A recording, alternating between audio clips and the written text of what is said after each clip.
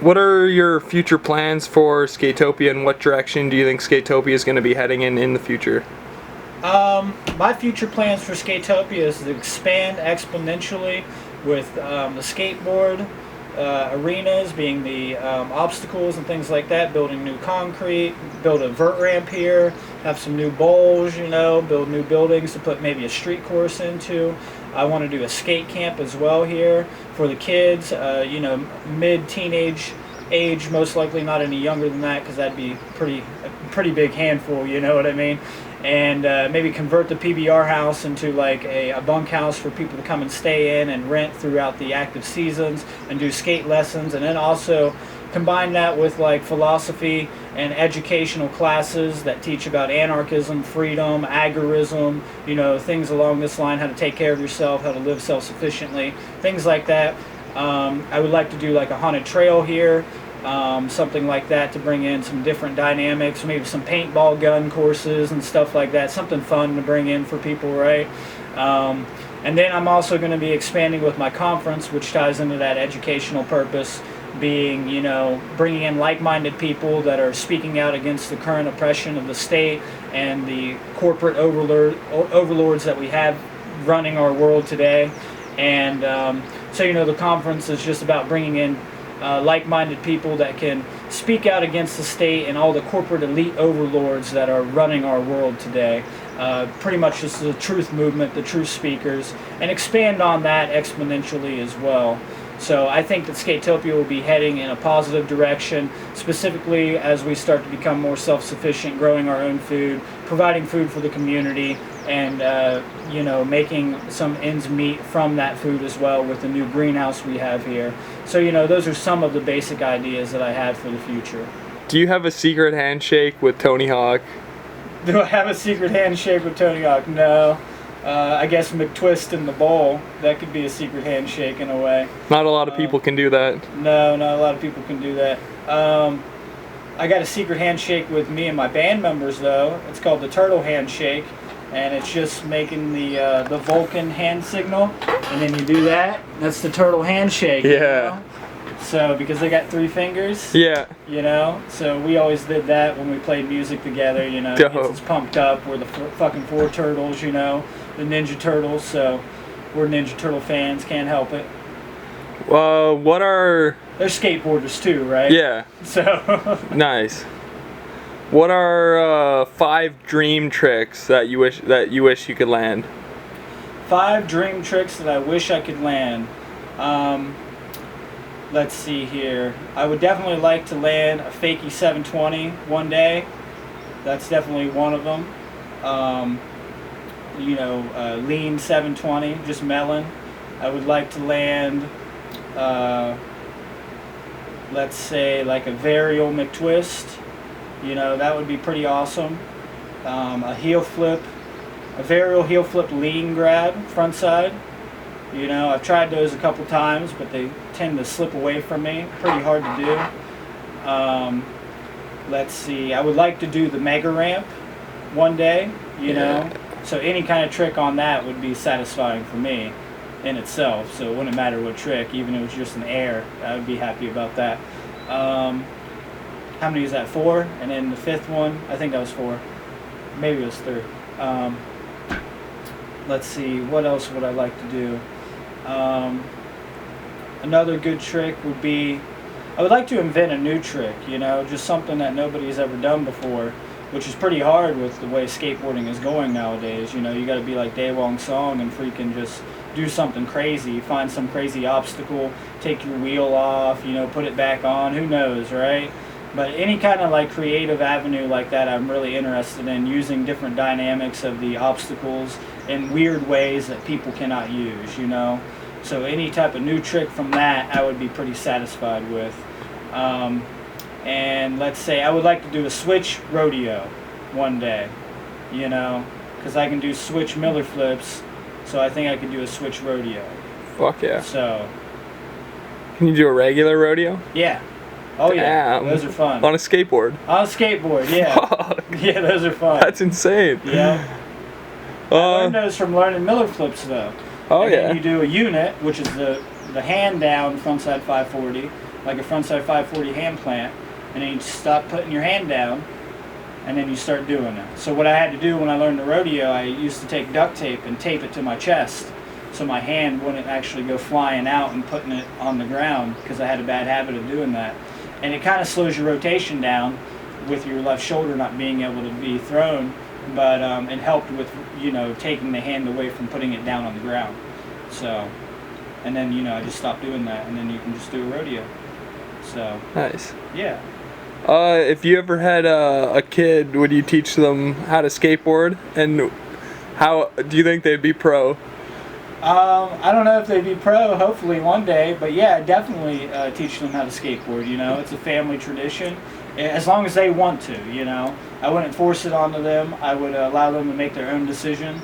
But as a fun, growing activity to get the child used to movement in this physical realm, I think skateboarding is great. It's kind of like a martial art. It helps you learn how to fall. It helps you deal with pain. It helps you deal with self-confidence and self-esteem things, where you can fall and then you pull yourself back up. So it kind of relates psychologically to you might fail sometimes, but you can actually succeed if you continue to try and try and try, and push through that failure, which failure is just, it's not really failure in the way that we think of it.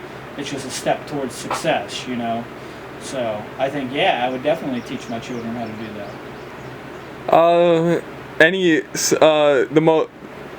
If you could travel anywhere in the world, where would you go and why? Well, that's an interesting question, and most people probably wouldn't think I would answer this way, but I want to go to the Great Pyramid first, and that's because I study a lot of ancient origins, specifically anthropology and totemic sociology and symbolism and things like that. So I would like to go there, and I would like to skate somewhere in Egypt, obviously, and have that under my belt. And then another place that I want to go back to is Ireland and Scotland, to go visit the monuments there, specifically Stonehenge and a lot of the cathedrals there and the castles and the mounds, a lot of the mounds there. And that's for the same reason, because I study a lot of ancient origins and all that stuff. So. What else what's your favorite subject to study? My favorite subject to study would have to be anything to do with freedom, anything to do with natural law. But as far as and that's my favorite because it's the most important. But as far as my personal favorite, probably just allegorical, stories and stuff like that, mythologies. So anything that has to do with ancient mythologies and ancient allegories that can relate to our psyche and help us to build a better self and help us to create better things in the world, So you can say psychology is one of my favorites. I have many favorites. There's not one that I could say is at the top. Occultism is definitely, which is a wide variety of things, anything that is hidden, esotericism. But the main things that I do study is the ancient mystery traditions, being Freemasonry, Kabbalah, and the Tarot. Those are the three most ancient, and those are the three that I mostly study, which you can see up on my walls, maybe in the background, a little bit of Kabbalah and esoteric knowledge. So.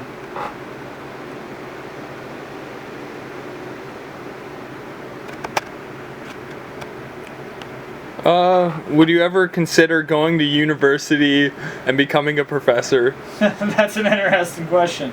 I would consider that if it was the right university. Yeah. Specifically, it would have to be a very friendly and open-minded university, which would allow me to teach things like natural law, morality, philosophy, and stuff like that. I'm actually considering going back to college to major in philosophy, so that I can get more of that out there. And I'm definitely going to homeschool my kids, so I'll definitely be a professor in that sense, you know what I mean?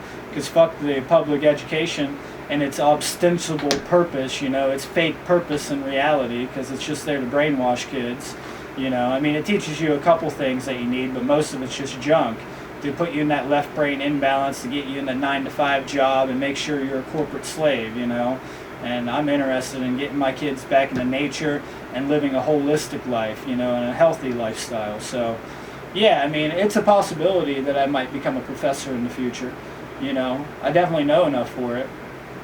Damn. That would be cool, huh? Would be really cool. Yeah, absolutely. My girlfriend wants to become a teacher as well. Hell yeah. So, you know, we're kind of on the same path with all that stuff. What are your future plans outside of Skatopia? Outside of Skatopia, I plan on trying to get my own piece of property and starting to build a family and a lifestyle kind of off the property, so I can do two things at once, being I can run Skatopia and continue to, you know, grow it and allow it to fruit, and then also have like a private little area where I can have my own private bowl, my own garden, my own, you know, means of income and stuff like that with my family, and raise a family there, you know, is really what I want to do. So, and raise, you know, smart kids that can actually fight against the current system of slavery, you know, that are strong and intelligent, you know, and confident in their knowledge, and they can get out and make real change in the world. So. Can we talk about your diet? What's your favorite food, and what food do you think's the best for your body and the best for your brain? Well, I'd say my favorite food right now is rice mixed with a spice called turmeric, which is an Asian spice that is actually like anti-inflammatory, anti-carcinogen, you know, and it's one of the main reasons why the Asians have such a low cancer rate, is from the studies that I've looked at. But I think anything that is fresh, that has lots of water in it, like fresh veggies, fresh fruits, and things like that are the best for the body and the best for the brain, you know, getting all that fresh nutrition in your body, and it helps to reprogram the cells and get away from all the processed foods, all the greasy foods and all that. You need some fat, you need some grease here and there, you know, but anything that's super fresh and super green, I like the green foods, you know. Symbolically, the green is the center of balance, you know, so like you have the 7 visible spectrum. So you have infrared up to ultraviolet, and in the middle you got green. And then when we look at nature, when it's growing and its growth, it's mostly green, you know. So I correlate that as health and goodness, you know what I mean? So anything that's green, I really like green stuff. Green juices, green smoothies, you know.